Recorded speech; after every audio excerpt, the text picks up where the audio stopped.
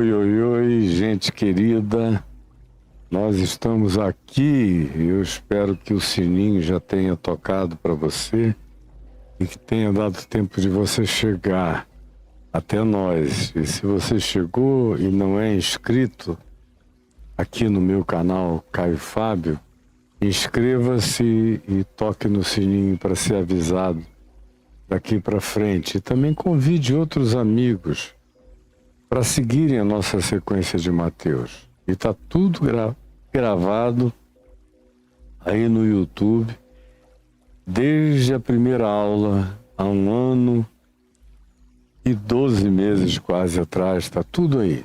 Desde Mateus, capítulo 1, verso 1, até aqui. E hoje nós chegamos a Mateus 17, depois de quase 2 anos, viajando par e passo com as histórias e as interconexões das histórias, eventos e episódios do Evangelho, mostrando como tudo tem contexto, como tudo remete para outra coisa, como está tudo tão entrelaçado, tão maravilhosamente conectado, que é um desperdício a pessoa não fazer a sequência toda comigo, entendendo as nuances, os contextos históricos, os personagens, o que eles todos representavam, como a gente já viu abundantemente durante praticamente 2 anos. Aqueles que estão me seguindo desde o início, ou os que chegaram depois, mas se deram ao valioso e imprescindível trabalho de voltar atrás, já que está tudo gravado, e fazerem a viagem, andarem com Jesus. E quem está fazendo isso já vem andando nessa viagem há quase 2 anos. Eu gostaria muito de conseguir, em 3 anos e meio, chegar até o final do Evangelho de Mateus, que seria o tempo no qual os discípulos andaram com Jesus, aproximadamente 3 anos e meio. Seria maravilhoso para quem perseverou e para os que vierem a perseverar, que começaram no início e que eu gostaria que terminassem no fim.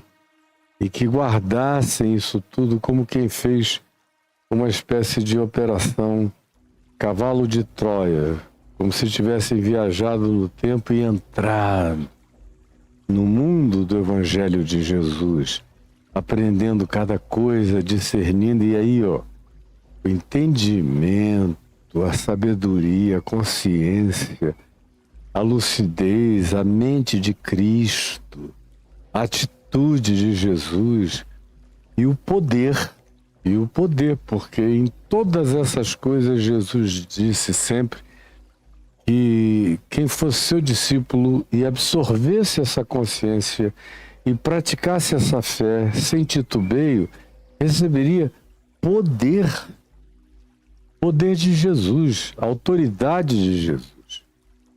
Essa força que não é do braço, mas que é do Espírito, é frequência do Espírito Santo. É esse campo de força penetrante do Espírito de Deus, do Espírito de Cristo. E sobretudo, ouça bem, sobretudo, essa habitação. Você ser habitado pelo Espírito de Jesus. Ter absoluta certeza de que você é habitado pelo Espírito de Cristo Jesus, o que não anula você. Só embeleza, fortalece e dá esse poder de inabalabilidade para viver. Pois bem, dito isso como introdução, você vai constatar comigo que o que se diz em Marcos 9, de 14 a 29, sobre o que é pertinente a nós no que diz respeito a tratar hoje, em Mateus 17, de 14 a 21, está mais bem detalhado em Marcos. E como eu sempre faço, eu recorro ao sinótico, ao evangelho equivalente, com a história equivalente à narrativa de Mateus, quando acontece de essa outra história sinótica equivalente ser mais detalhada ou acrescentar alguns aspectos. Então a gente fica viajando de um lado para o outro. E hoje eu me concentro aqui, depois da transfiguração, que a de Mateus é muito mais ampla, e chego usando o Evangelho de Marcos no capítulo 9, no verso 14, quando se diz que após a transfiguração, eles desceram do monte Hermon e Jesus os advertiu dizendo: não contem a ninguém a visão até que o Filho do Homem ressuscite de entre os mortos. Já tem algum tempo que Jesus vem batendo, martelando nessa ideia de ressurreição, de que ele vai ressuscitar. Antes vai sofrer, padecer, mas vai ressuscitar. Já é a terceira vez que ele diz isso. Mas aparentemente toda vez que ele fala na ressurreição, os discípulos ficam tristes. Por quê? Porque eles são pessoas de audição seletiva. E como eles também tinham uma teologia pré-definida pela cultura judaica, pelo judaísmo em geral, pela escatologia do judaísmo dos fariseus e dos essênios e dos zelotes, enfim, e desses que tinham uma fé de dimensão mais místico-transcendental, todos eles tinham uma construção, uma projeção escatológica, ou seja, uma teologia dos últimos tempos, de uma cronologia futura, que era praticamente a mesma. E o que eles diziam? Que o Messias viria. E para os discípulos de Jesus, o Messias é Jesus, é o Cristo. E significa o Messias. Para eles, era esse o significado imediato. Depois da ressurreição de Jesus, esse significado cresceu de maneira cósmica, especialmente por causa da percepção de Paulo, que alcançou muito para além do que os demais apóstolos tinham conseguido alcançar. Você vê como um dos problemas desse grupo aqui é alcançar. Eles têm uma dificuldade cognitiva muito grande para alcançar. E por causa disso eles acabam selecionando o que eles já internalizaram e não gostariam de dali passar. Aí Jesus de novo fala na ressurreição. Aí eles puxam o assunto de Elias. Escuta, mas os escribas, os entendidos dizem que Elias vem primeiro. Aí Jesus contou aquela história. Olha, sim, é verdade. Eu vos digo que Elias já veio. E eles fizeram com Elias tudo quanto quiseram. Eles ficaram olhando isso, mas não é Elias que vem para restaurar tudo, para entregar a bola na marca do pênalti, para o Messias chutar, com tudo preparado. Aí Jesus disse, não, isso é só uma questão de interpretação equivocada. Elias já veio e preparou o caminho. Mas não era uma preparação política, não era uma reforma religiosa, não era a cura da mentalidade horrorosamente atrelada à ânsia do poder, conforme se tinha no Sinédrio de Jerusalém, no Knesset de Jerusalém nos dias de Jesus. Não, nada disso estava determinado. João Batista veio semelhantemente a Elias, e não foi uma reencarnação, ele veio no espírito, com atitude, com as características de enfrentamento, de coragem atropelante, para declarar e viver com as consequências, como foi o caso de Elias, só que de maneira, inclusive, mais poderosa do que a de Elias, porque ele nunca fez descer fogo dos céus, estamos falando de João Batista, Mas tudo quanto ele disse acerca de Jesus era verdade e mais. Quando ameaçado, ele não foi se esconder do rabo da saia de Jezabel lá no Monte Horebe, com medinho. Ele ficou.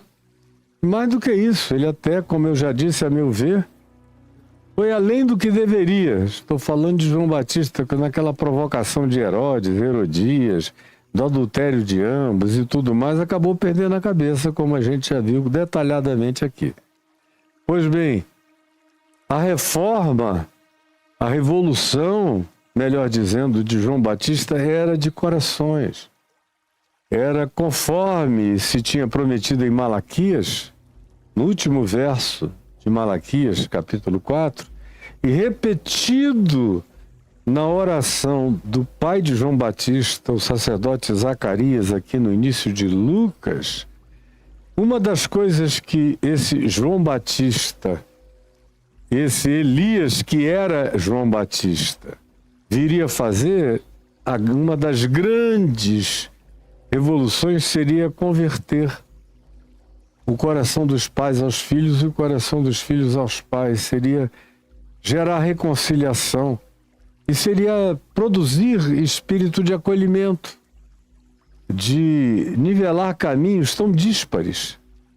E aí ele chama, esse Elias que é João Batista, chama os pecadores, os publicanos, as meretrizes, todo esse povo marginal que eram os abismos ou eram os desnivelamentos morais da religião dos judeus, esses seres de natureza bem distinta da moralidade religiosa e dos costumes e do protagonismo da religião, são os que vêm ouvir João e serem por ele batizados no Rio Jordão.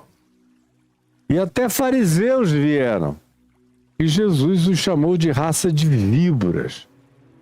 Quem foi que vos induziu a fugir da ira vindoura? Como eu já expliquei durante semanas aqui, na época adequada, quando a gente tratou de João Batista, lá no início do Evangelho de Mateus. Pois bem, Jesus diz a eles, João já veio, João Batista era Elias, Elias já veio. E o que ele tinha que se cumprir, a escritura concernentemente a ele, foi cumprida. Isso está dito em Marcos, está repetido em Lucas. Nesse caso, mais do que em Mateus. E eles fizeram com ele tudo quanto queriam. O trataram mal. E foi isso exatamente o que aconteceu. Portanto, essa parte já está realizada. O que está faltando agora é o Filho do Homem sofrer, como eu já tenho dito a vocês, e depois ressuscitar. Mas conquanto Jesus conclua sempre essas falas, desde a primeira vez, quando Pedro disse, tu és o Cristo, Filho de Deus, e ele disse, agora importa que vocês saibam que o Filho do Homem precisa ir a Jerusalém, sofrer, ser torturado, pisado, isto, aquilo, crucificado, e ressuscitar ao terceiro dia, eles, Pedro e os outros, só ouviram a catástrofe. A última palavra era a ressurreição e Pedro disse, não, isso jamais te acontecerá. Meu Deus, ressurreição é a vitória sobre toda a relatividade. É a vitória sobre a manifestação mais absoluta, sobre o inimigo mais absoluto da vida, que é a morte, matadora de esperanças para a maioria das pessoas que não tem transcendência. E a ressurreição é um golpe fatal na morte.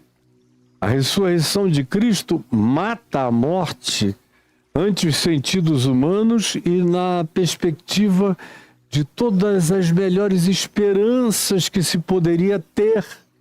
É a ressurreição que opera isso. É a ressurreição, meu amigo Caio, que opera isso.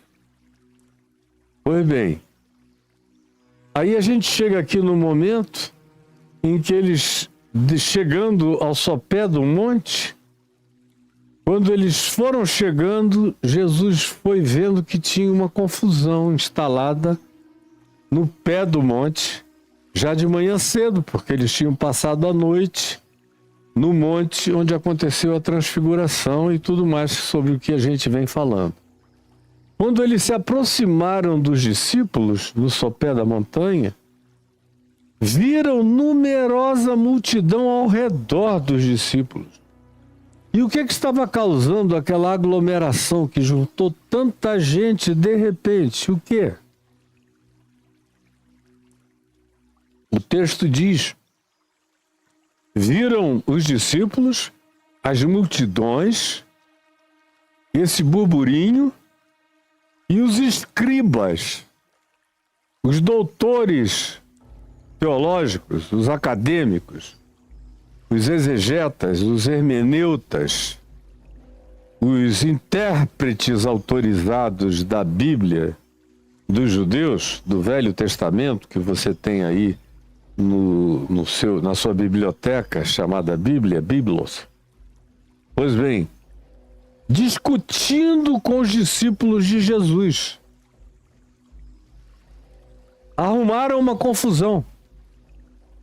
Enquanto lá em cima eles tinham tido a transfiguração, aqui embaixo eles estão numa pandenga horrorosa, num conflito enorme, numa discussão teológica, que é uma das coisas que Jesus mais aborrece, esse papo teológico, de discussão sobre o meu lado da Escritura, a minha sistematização diz isso, não é diferente da tua, essa guerra de catequeses e de doutrinas, e de quem é que está com a razão, dessas briguinhas idiotas, em relação aos quais Jesus passou batido.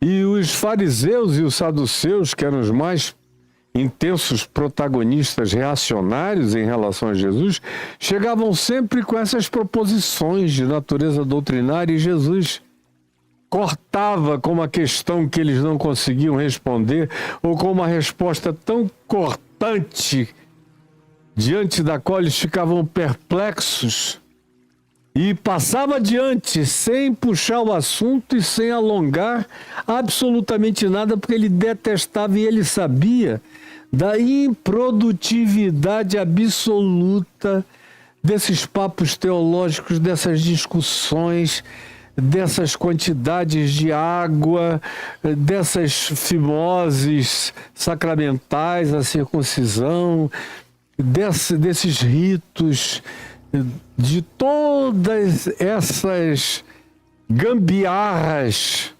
agregadas, esses ataviamentos inventados, esses penduricalhos sem fim, que só distraem as pessoas do que é verdade essencial, que faz a diferença absoluta na vida de quem quer que seja. Então Jesus aborrecia isso, e quando ele chega e vê aqueles carinhas aproveitando o vácuo dele, sim, eles estavam aproveitando o vácuo da presença de Jesus para pegarem aqueles 9 discípulos e mais a multidão e criarem uma confusão. Porque chegam esses teólogos só para discutir e produzir dúvida. Dúvida.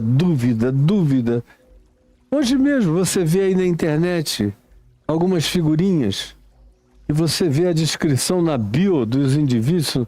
Eu estou aqui praticamente para criar confusão, é quase a declaração do indivíduo. Eu estou aqui para demonstrar que todo progressista é perverso. Tem outros que dizem, eu estou aqui para mostrar que todo fundamentalismo é diabólico. Outros estão ali para demonstrar, se você não se tornar pentecostal, você está perdido.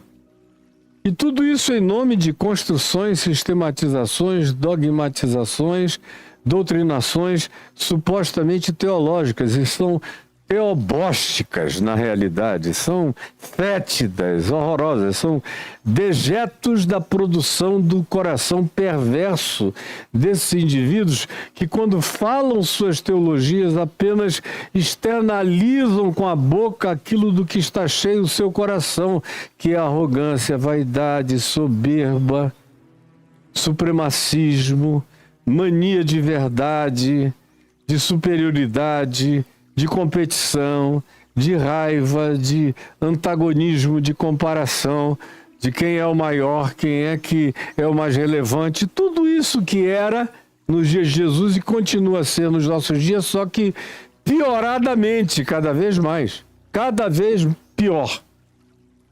Aí Jesus, quando vê esses escribas, esses doutores teológicos e religiosos discutindo com os 9 discípulos que ficaram e com a multidão, ele fica irado. E logo toda a multidão, ao ver Jesus, tomada de surpresa, correu a ele e o saudava. E vocês vejam como Jesus estava irado.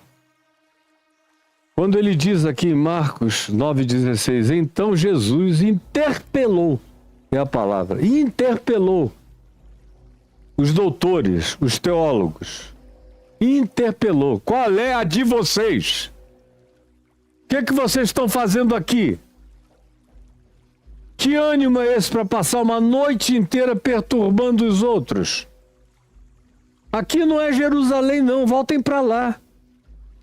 Para o lugar da confusão, vão para o templo, que é o lugar das querelas, das disputas de poder, de razão, de força. Vão para lá.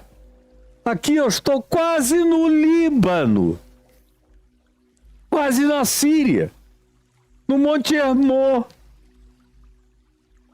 no fim do mundo, e vocês vêm para cá para criar confusão na alma de quem só estava esperando que eu descesse. Essa é a interpelação veemente de Jesus, atropelante de Jesus. Que é que discutis com eles? Qual é o tema? Por que que vocês estão aqui provocando a alma dessas pessoas com essa sensação de supremacia só porque vocês têm mais informações religiosas do que eles? Vocês acham que a quantidade de informações produz alguma qualidade de verdade no ser? Vocês têm muita informação e verdade nenhuma no coração. O que vocês estão fazendo aqui?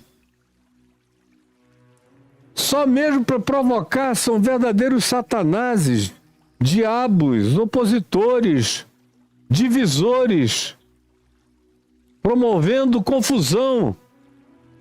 Diabo é divisor, é o que divide. Satanás é o que se opõe. Eles estão aqui nesse papel satânico, diabólico, diabólico, satânico, de dividir e confundir, e se opor, e criar dúvidas, e produzir antagonismos, e alimentar discussões. Como a gente entra no sopé dos Monte Hermões da internet dos crentes, é só ver guerra, briga, choque para lá, choque para cá, confusão. E aí mostram, e tem gente que vai ganhando likes e lacramentos contando a intimidade dos outros, a nojeira da pocilga, daquilo que eles fazem oculto e que Paulo diz que o só referir é vergonha. É o que alimenta as informações de quase todo mundo, fazendo da alma de todo mundo um chiqueiro, uma pocilga mesmo. Um lugar de porcos na lama. Um prazer, inclusive, de alguns porcos carnívoros, de javali selvagem, de comerem carne podre no meio da lama. É isso que esses caras fazem. É nisso que eles têm prazer. E é isso que Jesus abomina, Jesus aborrece, absolutamente aborrece. Então, por que que vocês estão, o que que vocês estão discutindo com eles? Eu quase que posso ouvir Jesus dizendo: seus covardes, aproveitadores, oportunistas, abutres, o que vocês estão fazendo aqui? O quê? E aí eles calaram, porque uma das características desse pessoal é que eles são covardes mesmo, eles são frouxos. Eles deitam e rolam em cima de gente ignorante, gente que não sabe nada, mas já sabe infinitamente mais do que eles, porque sabem pelo menos que Jesus é o Cristo, é o Messias. Sabem pelo menos que de Jesus só vem coisa boa. Sabem que Jesus não doutrina ninguém, mas ensina todo mundo a viver. Sabe que Jesus não discute teologia, mas ensina todo mundo o caminho, no chão da vida. Sabe que Jesus não traz doutrinação de nenhuma natureza, mas quem quer que o ouça com fé e o absorva com amor, ganha a mente de Cristo, os pensamentos de Cristo, a lógica de Cristo, as deduções de Cristo, as intuições de Cristo, as certezas de Cristo, as pautas, os valores e os significados de Cristo. Isso é o Evangelho. Não é um concurso de doutrina, nem de catequese, nem de ensino de dogmas, nem de sistematização doutrinária, de nada disso. Quem faz isso é o cristianismo, é o judaísmo, são os outros ismos. Jesus não tem nada a ver com nenhum desses ismos. Então, quando ele choca esses covardes, e eles ficam pálidos, porque todo mundo se surpreendeu quando viu Jesus aparecer do nada, eles levaram um susto. Porque o reinado de soberania deles, de informações que os tornavam superiores na discussão, na argumentação. Ah, mas é que vocês não sabem isto nem aquilo, não estudaram com o rabino tal, nem com o mestre fulano, nem com isto nem aquilo, e não leram, e não souberam, e tal, e tal, e tal. Mas quando Jesus aparece, todo mundo fica branco. Porque era tudo mentira, covardia, eles sabiam que era um aproveitamento. Eles eram todos os manipuladores, como costumam ser até o dia de hoje. Mas o fato é que muito provavelmente a discussão tenha começado por causa de um senhorzinho, angustiado, desesperado, aflito, extremamente infeliz, que estava gastando a vida dele, sabe lá há quantos anos, cuidando de um filho que desde pequeno vivia sob ameaça de morte de maneira inexplicável, sofrendo de uma enfermidade.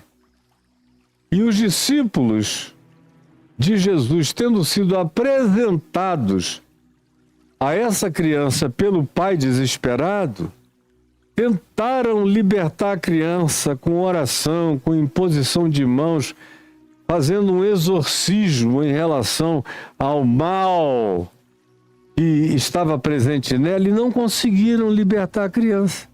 E aí os escribas religiosos, os doutores religiosos, caíram em cima. Vocês estão pensando o quê? Vocês são exorcistas? Vocês têm poder? Que vocês não têm nada, vocês não são capazes de coisa alguma.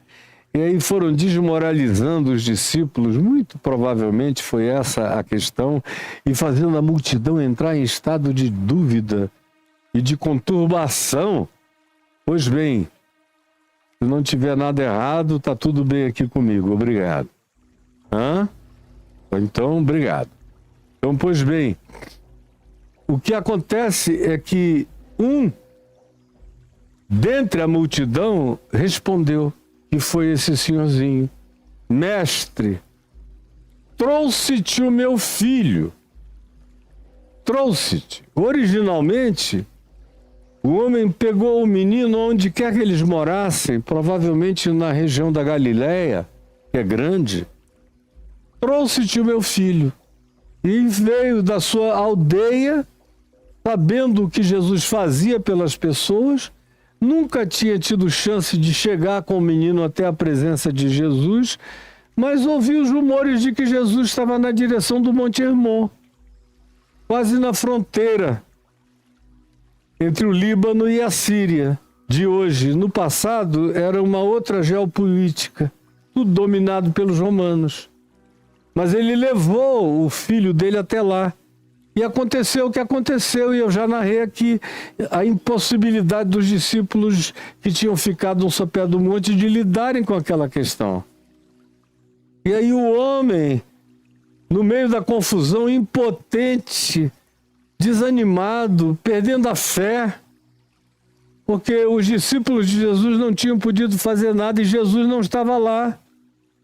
E os escribas criando aquele vácuo, aquela dúvida. Não, isso não é nada. Esse tipo de doença só dá em gente pobre. Você já viu alguma pessoa rica no templo de Jerusalém ficar sofrendo disso? Isso só dá em favela, só dá no meio de gente pobre, só dá em sinagoga de gente pobre, em igreja de gente pobre, em vizinhança de gente pobre. Isso tem mais a ver com o estado mental de vocês. Isso tem a ver com a ignorância de vocês. Aí, sabe lá Deus o que eles disseram? O fato é que o pai do garoto já tinha entrado num desânimo profundo. E os discípulos que tinham tentado e não tinham conseguido nada, os 9 que tinham ficado embaixo, estavam também perplexos. Porque eles tinham tentado libertar o menino em nome de Jesus e não tinha acontecido nada. Enquanto isso, os urubus gritando, os abutres falando, agora tenta você, também não, aí a algazarra, a confusão. Aí o povo, que também não tem raiz de nada, o povo vai com o vento. O povo, em geral, não pensa, não reflete. Foi só na democracia que se criou essa ideia de que a voz do povo é a voz de Deus. Mas na história da democracia, que, como disse Churchill, é um regime horrível, mas de todos os horríveis é o menos mal. E é verdade, porque também na democracia a gente corre o risco de ver um populista chegar ao poder e se tornar, depois de um tempo, um tirano que quer permanecer para sempre, como nós já vimos acontecer nesses últimos 300 anos de prática democrática no Ocidente, mais próximo de nós. Não estou falando dos gregos há 2.500 anos atrás, mas nos últimos 300 anos, dos Estados Unidos para cá, a gente vê de vez em quando, em algum lugar, em nome da democracia, alguém querer se perpetuar. Mas, pois bem, falava eu do povo. Quem segue o povo está seguindo o vento, o engano, e pode correr em outra direção, porque o povo vai e volta, e não sabe para onde está indo. Faz parte sempre de torcidas organizadas, onde dizem que tem muita gente, o povo sente uma atração como um magneto, de correr na direção de si mesmo. Muita gente atrás de mais gente, mas não tem necessariamente nada a ver com verdade. Tem a ver com muvuca. Tem a ver com gente se sentindo segura na presença de outras multidões. Essa é a psicologia, infelizmente, do povo que só corre para lá e para cá e não pensa. Então esse povo todo confundido, já dividido. Chegou originalmente todo mundo lá com esperança positiva sobre Jesus. Agora, depois de uma noite de impotência dos discípulos, de relatividade dos discípulos em relação ao caso do garoto lunático, já a multidão está dividida e os discípulos estão em crise, em dúvida, em crise de fé, entrando num estado de incredulidade. E aí, é aqui que o pai do menino, no verso 18, explica. Após dizer, mestre, trouxe-te o meu filho, possesso de um espírito mudo. Em Mateus se diz: trouxe-te o meu filho lunático. Lunático. Aqui é de um espírito mudo, que muito provavelmente o que acontecesse com o garoto é que ele sofria e sofresse de alguma incapacitação de natureza neurológica, que ele tenha nascido muito cedinho desenvolvido transtornos neurais profundos, ou eventualmente até mesmo tenha se manifestado nele uma condição epilética. Pela descrição que a gente vê em Mateus e também vê aqui em Marcos, que o pai faz, e Jesus faz uma anamnese antes de expulsar, de curar. Ele fica querendo saber há quanto tempo e o que acontecia.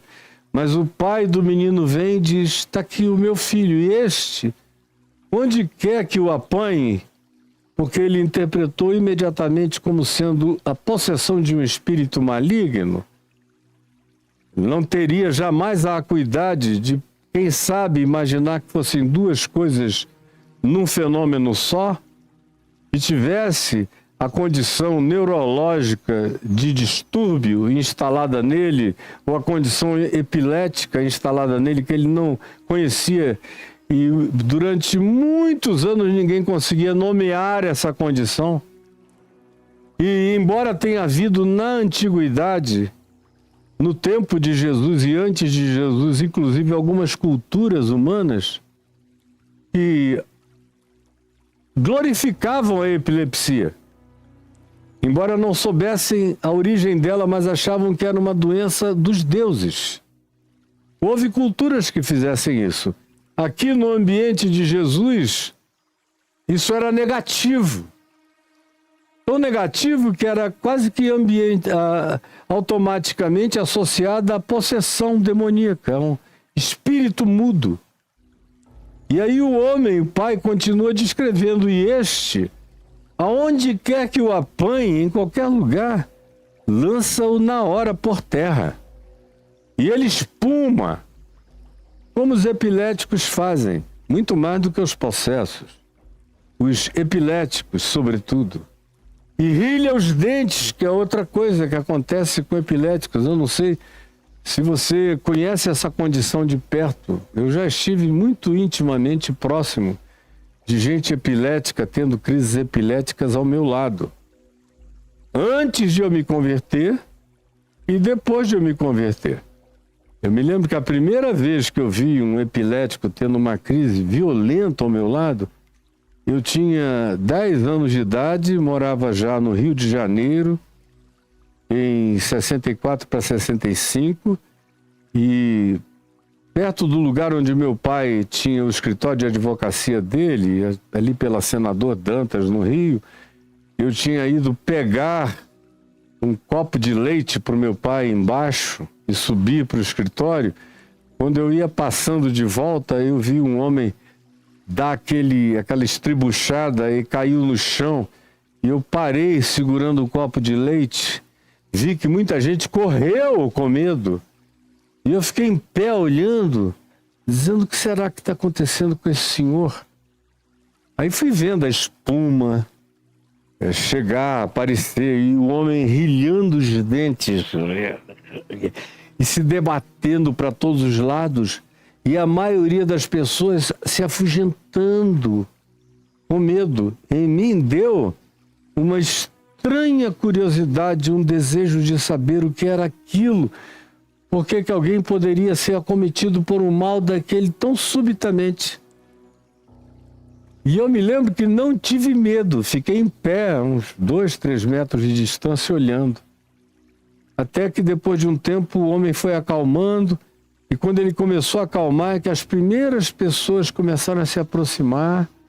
Aí ele ficou parado, deitado, aí foi quando alguém chegou com um copo d'água, limpou a boca, ele estava sozinho e o levantaram. Aí alguém falou: ele deve ser epilético. Bom, eles sabiam o que era epilepsia. Eu, como menino, não, mas ninguém veio, e só eu fiquei ali do lado. Se eu soubesse quais eram os cuidados mínimos, sinceramente, mesmo com 10 anos de idade, eu não senti um pingo de pavor, de medo, de susto, só de surpresa. Com o passar dos anos, eu vi muito na minha cidade, em Manaus, depois que eu voltei para lá, na adolescência, e depois de convertido, ministrando o evangelho, eu encontrei muitos epiléticos. E vi muito crente querendo expulsar demônio de epilético. E eu não deixei, nunca deixei. Digo, não, isso aqui não é demônio. Isso aqui é epilepsia, tem tratamento, tem medicação, tem melhoramento. E vocês não vão ficar tratando o epilético como endemoninhado. É para ele não acordar com esse monte de gente em cima dizendo sai, sai, sai, sai, Satanás, e o cara acordar crendo que o diabo habita nele. Isso é pior do que a epilepsia. É um epilético pensar que o diabo mora nele. E aí, graças a Deus, logo eu comecei a estudar o fenômeno da epilepsia para poder lidar com aqueles casos onde havia só epilepsia de um lado, ou em alguns outros era só possessão, e algumas possessões, na sua manifestação, não todas, mas algumas lembram, remetem para uma lembrança de um ataque epilético, embora não o seja, e as duas coisas que às vezes se casam e acontecem em concomitância, o que, na minha opinião, era o caso desse garoto aqui, descrito depois do episódio da transfiguração, no sopé do Monte Hermon. E Jesus ouve essa descrição, e quando o Pai diz, ora, eu roguei a teus discípulos que o expelissem, e eles não puderam, eles não conseguiram. Eles não conseguiram. Eles não conseguiram. Então Jesus lhes disse, ó geração incrédula, ó geração incrédula. E ele está falando aqui de todos, incluindo, em primeiro lugar, os discípulos dele. Depois a multidão toda e os escribas, que já eram incrédulos mesmo, céticos. Onde quer que houvesse graça se manifestando, eles eram contra. Onde quer que houvesse amor acolhendo os marginais e doentes, eles eram contra. Aonde quer que houvesse cura, milagres, sinais e prodígios, eles eram contra, porque eles não realizavam nada disso. Nem os sacerdotes deles, nem os rabinos deles, nem os mestres deles, nem eles próprios, nem ninguém. Não havia poder de Deus na vida deles. E quando se tratava dos saduceus, aí então era um grupo de ritualistas que não criam nem em espírito, nem em anjo, nem em demônio. Eles mal criam em Deus, eram deístas, crendo que Deus criou, deu corda no universo, foi embora, largou tudo e deixou tudo à mercê dos homens e do diabo. Era o que a seita dos saduceus, dos sacerdotes do templo, cria e professava. E Jesus vem e diz, ó geração incrédula, até quando eu estarei convosco? É uma pergunta. Meu Deus, até quando eu vou ter que aguentar esse negócio?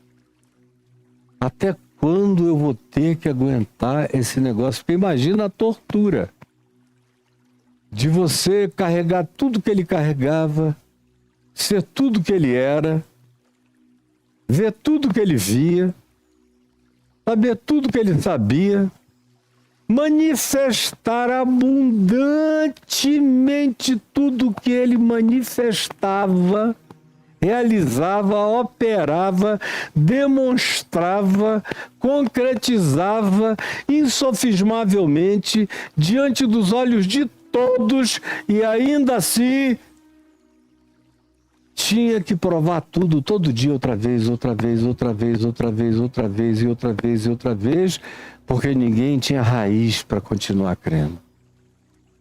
Aí ele entra aqui num cansaço num cansaço enorme.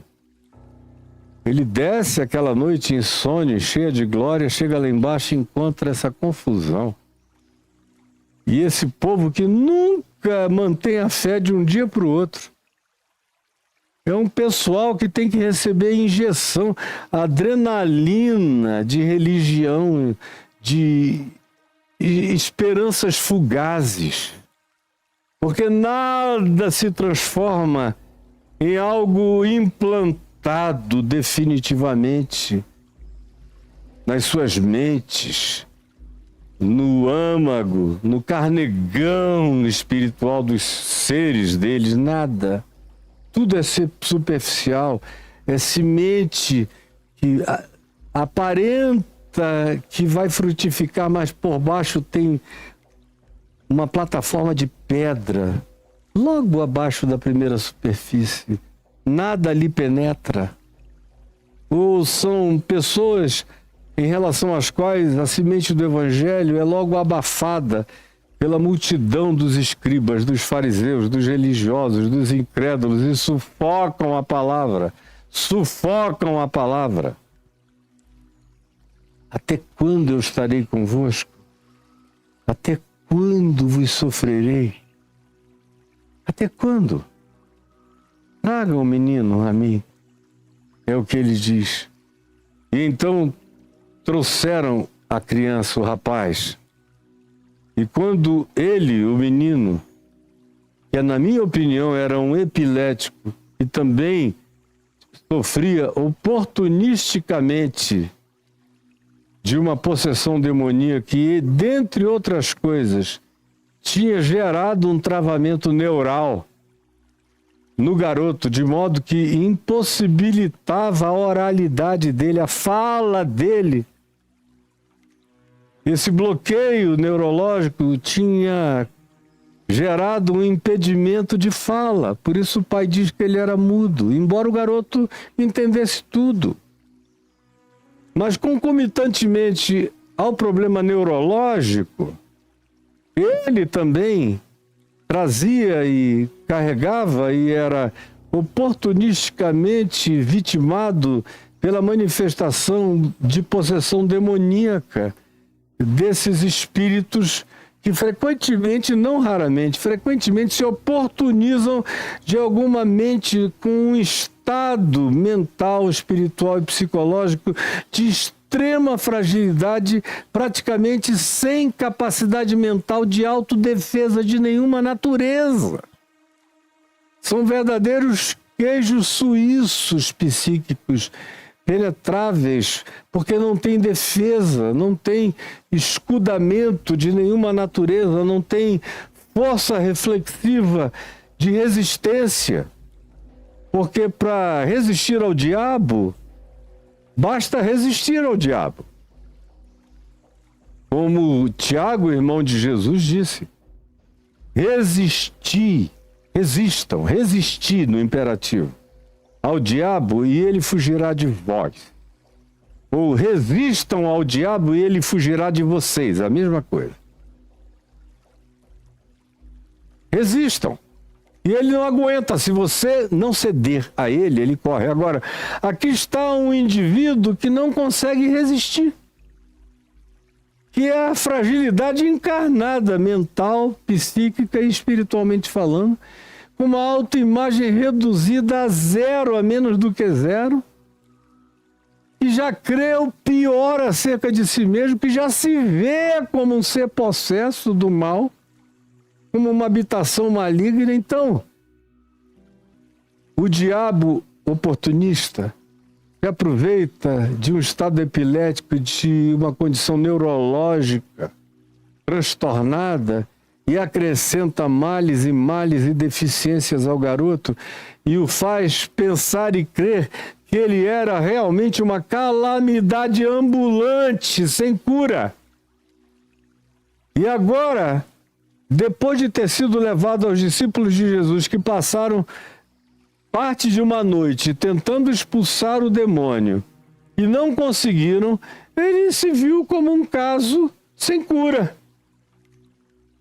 E ainda mais com a brincadeira E a relativização dos teólogos a respeito do tema, e o povo dividido, discutindo, o garoto já tinha virado case, já tinha virado tema de debates, já era o assunto da internet. Lá está ele, se sentindo a pior das criaturas. E Jesus olha para aquele espetáculo dantesco. Imagina, Jesus olha para isso aqui e diz: até quando vos sofrerei? Imagina Jesus dentro da nossa internet. Qual é a agonia do Espírito de Cristo vendo o que vocês produzem de diabolices, de satanismo, de ódio, de fofoca, de raiva, de haters e de haterismo dentro desses veículos e redes de comunicação, envenenando a alma uns dos outros, do país inteiro, do mundo inteiro, da terra toda. É um sofrimento horroroso. Jesus olha para este caso e diz: até quando eu estarei convosco e até quando eu vou ter que aguentar isso? Nos nossos dias isso é infinitamente pior, porque é universal essa loucura. E no Ocidente cristão é pior do que em qualquer outro lugar da Terra ou do mundo, ou em qualquer outra cultura. O cristianismo conseguiu produzir a pior cultura do planeta. É a que mais produz esse sofrimento na alma de Jesus. É a cultura da insuportabilidade diante de Deus. Eu ouso dizer que vem da cultura judaico-cristã, essa perversidade e esse Deus que é divulgado como um verdadeiro diabo, cheio de ódio contra a vida e ira contra a humanidade e que torce contra a felicidade humana. Até quando eu estarei convosco e até quando eu vos sofrerei? Trazei o menino até a mim. E o trouxeram, e quando o menino viu a Jesus, agora não mais a condição epilética, mas o espírito mesmo. O espírito imundo o agitou com violência. Mais do que nunca antes, o jogou para lá e para cá. Tem alguns casos de possessão, e eu já vi tantos deles, verdadeiras, não são, como eu digo sempre, essas possessõezinhas fajutas contratadas aí da Universal, dos cultos neopentecostais, tudo contratado, sugestionado, gente que já vai para cair mesmo. Mas aquilo tudo é bobagem, você tira com bater de pau, vão acabar com a palhaçada, vai levantando todo mundo, não precisa nem falar sério. É tudo cafajestagem demoníaca. Nem o demônio está presente, só está de fora gargalhando com a pateticidade e com vocês indo por causa do diabo aos cultos. Ai, Jesus, até quando estarei convosco e até quando vos sofrerei? Digo eu, imagine Jesus. Então o Espírito imediatamente o agitou com violência. Eu já vi gente nesse estado de ser jogado para lá e para cá se quebrar toda. Porque se esses espíritos puderem machucar essas pessoas, eles machucam. Se eles puderem matar, eles matam essas pessoas. Quando é algo real. Quando não é essa palhaçada de televisão da Universal. Eles matam quando é real. E jogou o menino por terra e ele se revolvia para lá e para cá espumando. Então Jesus, ao invés de intervir logo, não, ele com toda calma perguntou ao pai do menino, fez uma anamnese. Perguntou ao pai do menino: há quanto tempo isto lhe sucede? É óbvio que Jesus também sabia a resposta, mas a confissão do histórico é fundamental para a cura. É fundamental para quem acompanha a confissão histórica de há quanto tempo isso acontece, e é fundamental para a vítima, e é fundamental para quem vê. E Jesus trata com essa pedagogia. Ele não precisava de nada, a não ser ir dizer sai e acabou, sai mesmo.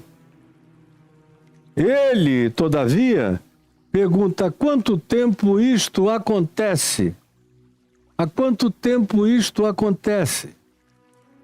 E o menino, e o pai do menino então vem e diz a ele: desde a infância. E muitas vezes o tem lançado no fogo. Toda vez que tem uma fogueira acesa, eu fico desesperado.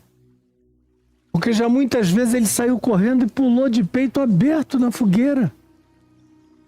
Olha as manchas, as queimaduras nos braços, no peito, nas costas, nas pernas. Porque não foram poucas as vezes em que ele foi jogado no fogo. Eu também fico com pavor do Mar da Galileia, do Rio Jordão, de qualquer lugar, de qualquer pântano. E ali na Galileia havia muitas regiões pantanosas na antiguidade. Eu ainda cheguei a pegar a região ali do Vale do Ula, onde tinha um pântano no extremo norte da Galileia. Hoje secou. Aliás, está tudo secando, inclusive o Mar Morto está secando. Daqui a mais 30 anos, provavelmente, você irá à região e só verá um deserto de sal, onde antes era o Mar Morto, porque está secando. E nem Israel nem a Jordânia, que são os donos do lugar, fazem nada para recolocarem água. Acham que não vale a pena o investimento. O que vale a pena é investimento em bomba, guerra, em bomba nuclear, em exército, em aparatos mais variados. Agora, preservar um patrimônio da natureza e da humanidade que está ali há milhões de anos, eles podem deixar morrer. Pois bem, voltando ao nosso assunto. Jesus viu e o Pai descreveu. E a minha angústia é enorme. Desde a infância dele que eu sofro, diz o Pai. E já quantas vezes eu tive que mergulhar na água para tirá-lo, porque ele estava morrendo, todo afogado. A intenção é matar meu filho.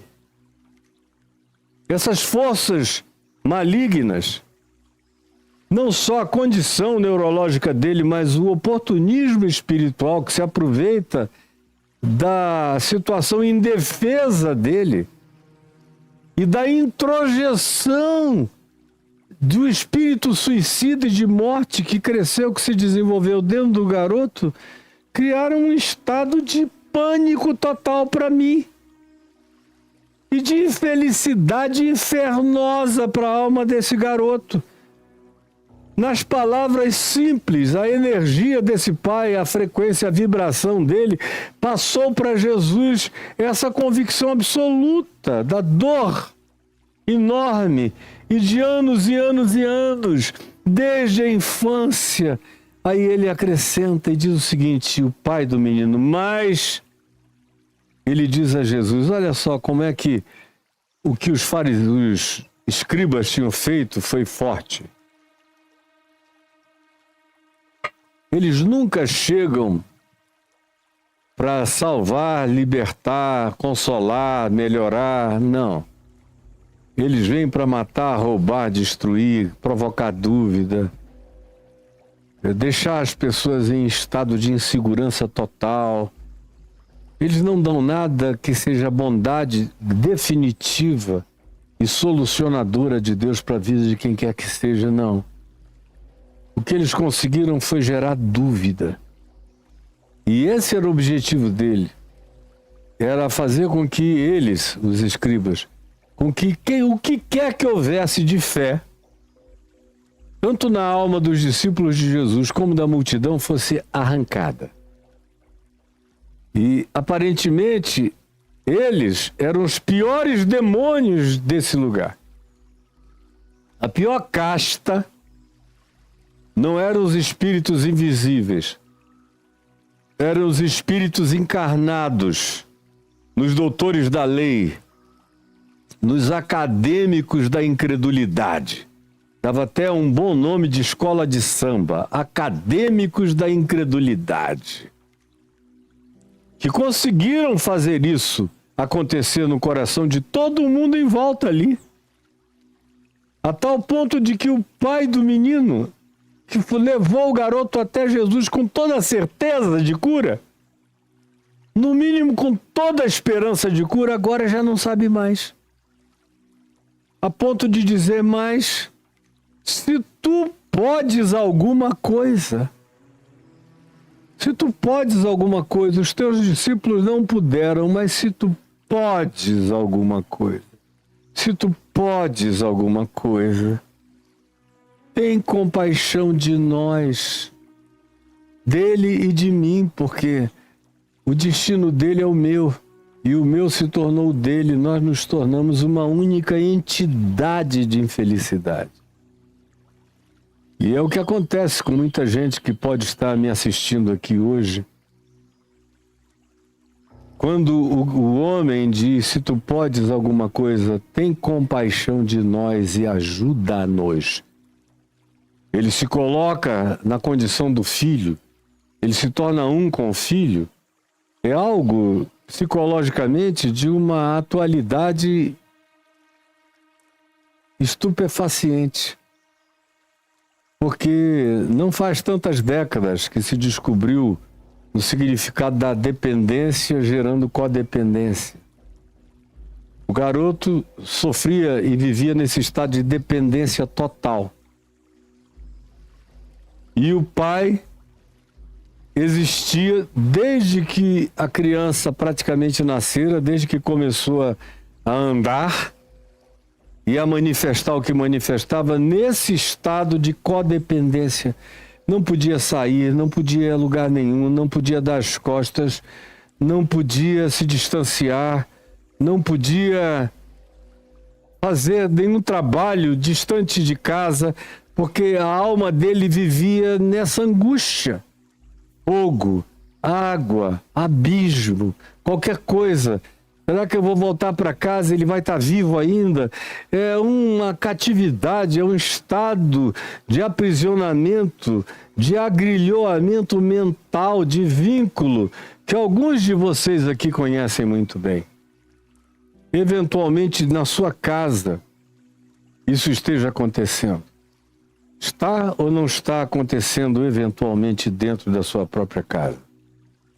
Essa situação de dependência e de codependência. E como isso paralisa a família inteira. Paralisa. Quando esse estado se instala. E o tenebroso é pensar que existe uma quantidade enorme de grupos supostamente religiosos que falam em nome de Deus, mas que existem apenas para não te dar esperança nenhuma e para te dar e tirar do seu coração toda e qualquer esperança que você pudesse ter. E é horrível também quando você procura, por exemplo, um médico especializado na área e ele chega e ele desengana o seu filho. Ou ele dá lá alguns fármacos para o seu filho que não o curam definitivamente, porque não era só uma questão de epilepsia, supondo que houvesse já naquela época o tratamento para epilepsia, não o curaria de todo, poderia abrandar o fenômeno da sintomatologia epilética, mas não iria curar definitivamente o garoto, porque ele não era só epilético, ele era também possesso de um espírito maligno oportunista. Mas a gente chega aqui num ponto importantíssimo, não do texto, mas da alma de todo mundo que está me assistindo, que é aquilo que eu deixo como uma pergunta para continuar tratando disso amanhã. Você vive num estado de dependência e codependência no seu ambiente familiar? Olha aqui, ó, tô olhando para o lado de cá, no seu ambiente caseiro, no âmbito da sua família, você vive? Vive com essa angústia? Conhece pessoas que vivem com isso e nesse estado, que ficaram praticamente agrilhoadas, algemadas ao membro da família, não podem mais viver porque temem se afastar e ele se destruir? Amanhã eu continuo falando sobre isso. Senhor Jesus, eu quero te pedir que o Espírito Santo já nos tenha trazido a um lugar de entendimento, de compreensão, e nos preparado para tomarmos posse, sem dúvida e sem incredulidade, de toda a plenitude da tua libertação. É o que eu te peço, em nome de Jesus. Amém, amém e amém.